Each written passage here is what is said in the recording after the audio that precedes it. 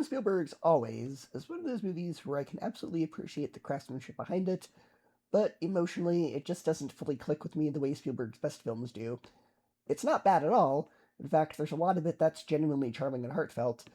But when you look at Spielberg's filmography overall, especially around this era, it ends up just feeling kind of minor and forgettable compared to the movies surrounding it. The movie stars Richard Dreyfuss as Pete, a daredevil pilot who dies early in the film and ends up watching over the woman he loves from beyond the grave. Right away, you can tell Spielberg is trying to make something softer and more emotional here, instead of another big spectacle adventure. This is a romantic fantasy drama first and foremost. And honestly, I do respect Spielberg for trying different genres, instead of just repeating films like Raiders of the Lost Ark or E.T. over and over again. One thing I genuinely liked was the love story between Pete and Dorinda, played by Holly Hunter. Their relationship feels believable. There's warmth there.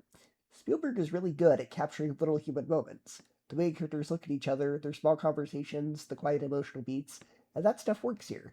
The movie has a sweetness to it that feels sincere instead of manipulative. You can tell Spielberg really cares about these characters. I also think the performances are strong across the board. Richard Dreyfuss brings a lot of likability to Pete, even when the character is kind of reckless and stubborn. Holly Hunter gives the movie a lot of emotional grounding. And then you've got John Goodman, who brings some fun energy and humor whenever he shows up. The cast does everything they can to elevate the material. And visually, the movie is exactly what you expect from Spielberg. Even if it's one of his lesser-known films, it still looks great. The aerial firefighting sequences are pretty impressive, especially for 1989.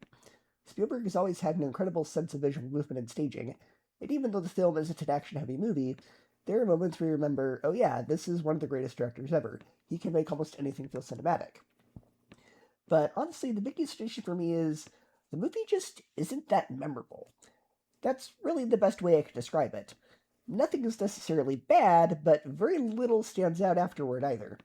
When I think of Spielberg movies, I immediately think of iconic scenes, unforgettable characters, huge emotional moments, and groundbreaking filmmaking. This film just kind of exists in the middle. I watched it and thought, yeah, okay, that was nice, and then moved on. The pacing can also feel a little slow at times. The movie has this gentle, sentimental tone throughout, which some people may really love, but for me it needed either stronger emotional payoff or a little more narrative momentum. It never fully reaches the emotional heights it feels like it's aiming for. It's a movie that's pleasant the whole way through, but rarely powerful, and that's kind of why it's hard to talk about in detail. With Spielberg's masterpieces, there's usually so much to analyze. The themes, iconic moments, technical achievements, the characters. This is more of a quiet, low-key romantic fantasy. There's heart, and I can appreciate it, but it's not one that I find myself wanting to revisit or think about much afterward. I also think part of the problem is just the standard that Spielberg has set for himself. If almost any other director made this movie, people might talk about it more fondly, but this is the same guy who did Jaws, Close Encounters, Raiders, E.T., and would later make movies like Jurassic Park. Compared to those films, this feels smaller and less impactful, which isn't necessarily bad, it's just kind of the odd one out. Still, I don't regret watching it. There's enough sincerity, charm, and strong filmmaking here to make it worthwhile, especially if you're a Spielberg fan trying to watch through all his films. It's just not one that I'd personally revisit.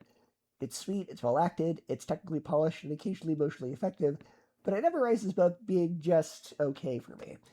Overall, it's a perfectly decent romantic fantasy drama with some genuine heart and strong performances, but in my opinion, it's also one of Spielberg's more forgettable films.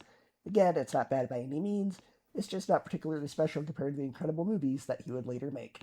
For me, it's a C+, 7 out of 10, and a 3 out of 5 stars.